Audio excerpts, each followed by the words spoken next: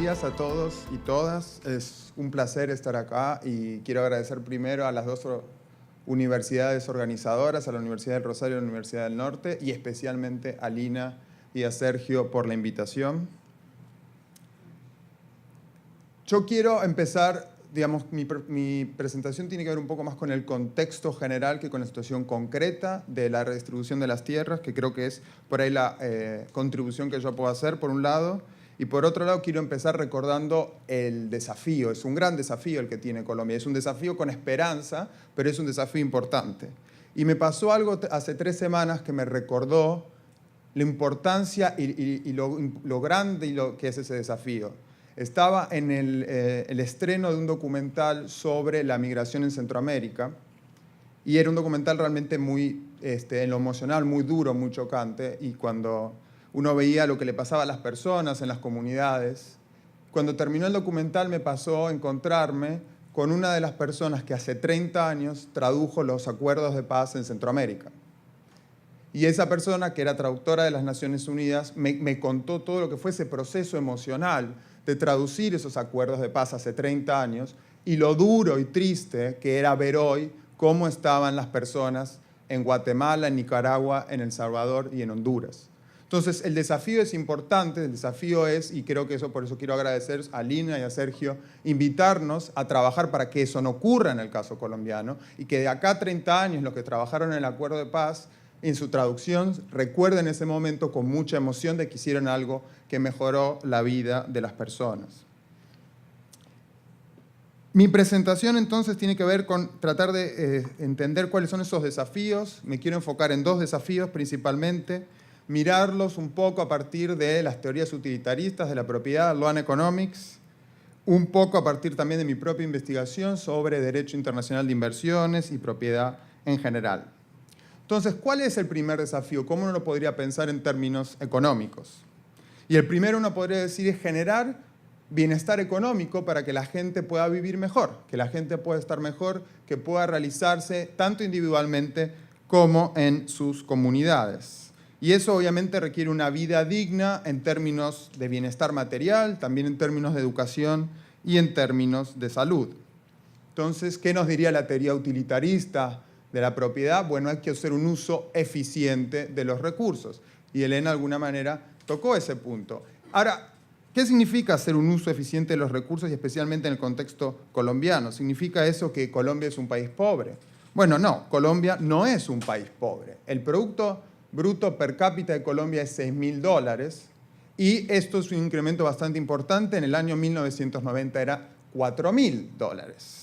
Entonces, obviamente es importante utilizar los recursos de manera más eficiente, es importante crecer más, pero no es lo único. Creo que el desafío colombiano tiene que ver con la desigualdad. Colombia es el segundo país más desigual de Latinoamérica, el primero es Honduras y el tercero es Brasil. Y es el 7º más desigual del mundo. Entonces, por supuesto, el crecimiento es necesario y algún nivel de crecimiento económico es necesario, pero los niveles de desigualdad son de alguna manera un poco perversos. Entonces, quiero ser claro con esto. Yo no quiero decir, olvidémonos del crecimiento. No, el crecimiento es muy importante. Y el crecimiento es muy importante en el caso colombiano, entre otras razones, por la situación macroeconómica de Colombia. Como ustedes saben, el déficit de balanza de pagos de Colombia es del 7% del Producto Bruto. Esto ya hace un par de años. Y es una situación que preocupa al Banco de la República. Es por eso que Colombia, de alguna manera, necesita atraer inversión extranjera, de alguna manera necesita incrementar sus exportaciones y de alguna manera necesita tomar deuda. Ustedes habrán notado que el presidente Trump no quiere renegociar el tratado de libre comercio con Colombia. Eso es porque el déficit de ese tratado no es en los Estados Unidos, sino es aquí, en Colombia. Entonces, ese tratado no le interesa renegociarlo. Entonces, ¿por qué es esto importante? ¿Por qué es importante tener presente que algo de crecimiento es necesario? Porque un proceso de paz va a necesitar un Estado relativamente estable. No, imagínense si en el marco del proceso de paz, cuando se empiezan a implementar, hay una crisis de deuda. Imagínense si en ese momento hay una crisis cambiaria. Eso haría la implementación del proceso de paz muy difícil. Entonces es necesario un Estado estable. De alguna manera tenemos que recordar esto. pero al mismo tiempo no olvidarnos, ¿no? El gran problema es ese problema de la desigualdad. Y entonces acá ya empezamos a ver que hay muchos actores para que el proceso de paz llegue a cabo de manera importante y de manera exitosa. Son las comunidades que sufren esta desigualdad, son las personas que sufren esta desigualdad. Creo que eso es lo más importante, pero al mismo tiempo recordar que algo de crecimiento es necesario para mantener esa estabilidad macroeconómica. A veces esto puede parecer difícil, pero es necesario tenerlo presente. Entonces, en términos utilitaristas, es importante, algo utilitarista es necesario, alguna visión del Luan Economics para encontrar el modo más eficiente de utilizar los recursos es necesaria, porque si no podemos tener estos problemas estructurales. Pero acá quiero hacer un punto importante. En términos descriptivos, el Luan Economics nos puede ayudar ¿para qué? Para tratar de encontrar cuál es la manera de usar esos recursos de manera eficiente, teniendo en cuenta los costos sociales, los costos humanos, los costos de la comunidad.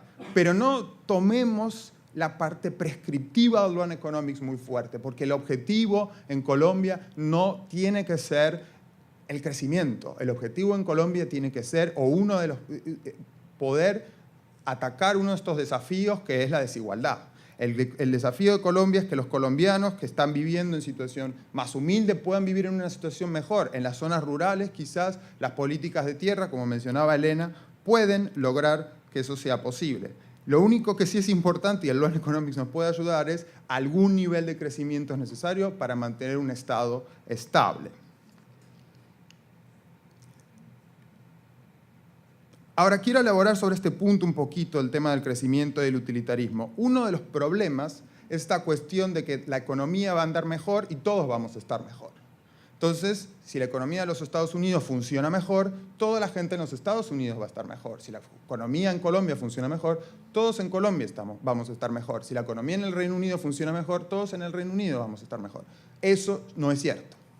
Eso ya no es cierto. Robert Reich, en un libro de 1990, The Work of Nations, ya avisaba en el caso de los Estados Unidos cómo el sector corporativo en Estados Unidos cada vez le iba mejor y cómo a la gente cada vez no le iba tan bien.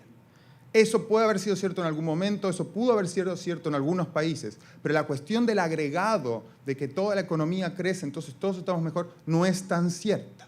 Entonces tenemos que tenerlo presente. Y ahí es importante entonces hablar de la teoría utilitarista de la propiedad del Luan Economics con cuidado para entender estas dinámicas. Ese es el primer problema. El segundo, y una pequeña aclaración, creo que hay una oportunidad para empezar a hablar de un Luan Economics progresivo, progresista. ¿Cómo? Si la desigualdad es un problema para el crecimiento económico, y economistas como Joseph Stiglitz lo dicen, ¿qué significa esto? Que la desigualdad se está transformando en un problema para que avance el crecimiento. Entonces, si eso es así, podríamos tener una teoría del Luan Economics que tome la desigualdad como uno de los obstáculos para el crecimiento. Eso me recuerda a Duncan Kennedy en los años 80, cuando él intentaba hablar de este Luan Economics de izquierda o Luan Economics progresista. Puede haber el espacio en este momento para un Luan Economics de esa forma y es preguntarse cómo podría esa forma de entender el Luan Economics ayudar la situación aquí en Colombia. Entonces ahora me quiero ir a avanzar al segundo problema. Y el segundo problema yo creo que es la cuestión de la comunidad. Un segundo. Lo que ha pasado con estos niveles de desigualdad sumado a la violencia es que se han deteriorado los tejidos de la comunidad. Cómo funcionan las comunidades. Sergio me contaba la situación de los líderes que tratan de buscar por la protección de la tierra y cómo están siendo perseguidos. Rocío me contaba los aumentos y la situación de violencia. Entonces, ¿qué puede hacer la teoría de la propiedad? ¿Qué puede hacer pensar la propiedad para reconstruir esos tejidos de la comunidad? Como no se puede lograr una redistribución fuerte, como nos mencionaba Elena, entonces tenemos que ver qué es lo que puede hacer la teoría de la propiedad. Pensemos a ver qué solución nos puede dar. Entonces yo voy a decir dos cosas que no creo que sean la solución. Uno, bueno, prohibamos la minería, prohibamos el cultivo de la palma. Y la otra, la regulación. El primer caso, porque puede ser que la utilización de la minería de cierta forma brinde los recursos para, por ejemplo, dar los subsidios de los que nos contaba ayer Jorge. Para mantener esa economía agrícola de pequeña escala se necesitan fondos para darle a esas personas. Entonces, quizás de una minería sostenible se pueden conseguir esos fondos. Quizás de una palma sostenible se pueden conseguir esos fondos. Entonces, está esta tensión que nos contaba Jorge ayer y que nos contaba Elena ahora. La cuestión es cómo la podemos hacer que se mantenga en un estado donde haya cierto balance. Y esto quiero decir, no creo que la regulación sea la respuesta, porque la regulación puede limitar los costos negativos de esa producción de palma, pero lo que no va a hacer la regulación es eliminar la desigualdad, y lo que no va a hacer la regulación es recuperar esos tejidos de las comunidades que han sido afectadas por 60 años de conflicto. Entonces, la propuesta concreta que yo creo que nos puede dar algunas teorías de la propiedad es darle una voz seria, darle una voz que signifique algo a las comunidades. ¿Cuál es el punto acá? El punto acá es que las comunidades tengan voz para poder decidir cómo quieren usar sus recursos, y que entender que en esta relación la comunidad tiene un rol importante. Está el individuo, está el Estado, pero también están las comunidades, de la manera que queramos definirlas. En mi trabajo, por ejemplo, especialmente en tema de inversiones extranjeras, en general se habla del inversor extranjero y del Estado. Pero resulta que muchas de esas decisiones de inversión, imagínense en el caso de la palma o en el caso del petróleo o de minería, afectan mucho a las comunidades.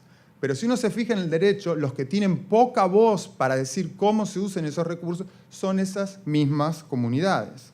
Entonces uno diría, no, los que más tienen que perder o ganar son los que más voz deberían tener. Entonces, ¿cómo podemos pensar una visión democrática de la propiedad que dé un lugar a estas personas, a estas comunidades, para que dialoguen, para que recuperen esos tejidos, para que no tengan miedo de poder tener sus propuestas? Y yo les quiero decir que el derecho a veces lo que hace no es ayudar a que las comunidades sean más fuertes, sino lo contrario. En el caso del derecho de inversiones, lo que ocurre es que cuando los estados le dan representaciones a los inversores extranjeros, esas representaciones valen. Esas representaciones a veces se dan en circunstancias donde las comunidades no saben que esas representaciones fueron dadas. Cuando las comunidades se enteran que esas representaciones fueron dadas, y no son casos solamente en Latinoamérica, hay un caso reciente, de un par de años, contra Canadá, donde pasa lo mismo. Cuando las comunidades se enteran, se organizan, se manifiestan y dicen, no, nosotros no queremos que se explote la palma, o no queremos que se explote la palma de esta forma, o no queremos minería. ¿Qué hacen los tribunales de inversiones? Eso está muy bien, pero el Estado ya le dio una representación antes al inversor extranjero, va a tener que compensar en función de esa representación. Imagínense cómo esto cambia las reglas de juego. La comunidad quiere tener esta voz importante, pero ya siempre va a llegar tarde. Entonces, ¿qué puede hacer el derecho? El derecho puede darle a la comunidad la posibilidad de participar de manera digna, de manera permanente en estas decisiones. Y esto significa aceptar que a veces la comunidad va a decir, no quiero que se haga minería, que no quiero que se haga palma. Y esas son las situaciones más difíciles. Por mi experiencia en Ecuador, muchas veces la comunidad no va a decir que no, sino que va a decir que hay para mí. Y también entonces es tener en cuenta eso y darles importancia a estas comunidades. Pensemos que eso es importante, es necesario reconstruir esos tejidos comunitarios, por ejemplo, para que haya esta economía agrícola de pequeña escala que nos hablaba nuevamente Jorge ayer. ¿Cómo va a haber asociaciones en las comunidades si la gente tiene miedo de los otros? Es necesario reconstruir esos tejidos. Si esos diálogos y esas deliberaciones tienen algo que ver tangible, las comunidades se van a organizar. Y quiero terminar diciéndoles lo que pude ver en ese documental en la situación en Centroamérica. Lo que pasa en Centroamérica es que muchas de esas comunidades han sido afectadas por la violencia, desplazando a estas personas para, por ejemplo, la minería. Pero algunas otras comunidades se han mantenido fuertes y han tratado de resistir. ¿Cuál es el problema de esas comunidades? Que el derecho está en contra de ellas. Que cuando el inversor extranjero ya tiene el permiso, ya tiene la concesión, ya tiene el título minero, la comunidad llega tarde. Y entonces el derecho no está a favor de la comunidad para poder deliberar, para poder tener su posición. ¿Qué herramientas tenemos para tratar de dar a la comunidad cierto poder para tener un rol importante en estas deliberaciones? Una de ellas, como ustedes saben, es la consulta previa. Pero hay toda una serie de problemas con la consulta previa, y la consulta previa también tiene ciertas limitaciones, opera en ciertos grupos y en ciertos casos concretos. ¿Cómo podría el derecho de propiedad reconocer que las comunidades tienen un rol para decidir si se va a hacer minería en esta región, si se va a hacer palma en esta región? para que entonces en esas discusiones, donde es necesario que haya crecimiento, pero también es necesario minimizar la desigualdad, las comunidades que sufren esa desigualdad puedan participar y tener un rol activo y digno como el que merecen. Muchas gracias.